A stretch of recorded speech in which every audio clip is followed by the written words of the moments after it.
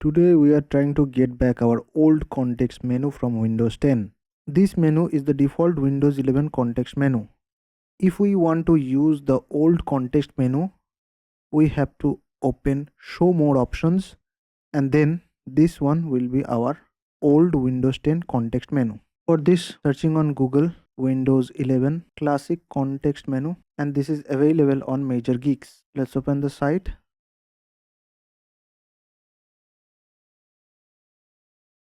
Okay, download now.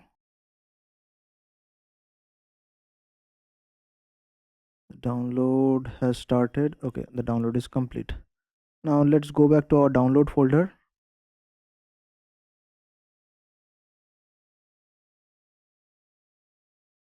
Extract the file.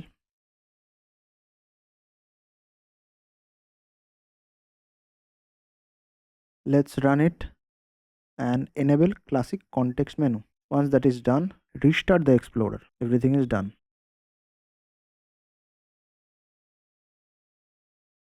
As you can see, this is the old Windows 10 context menu that we were looking for.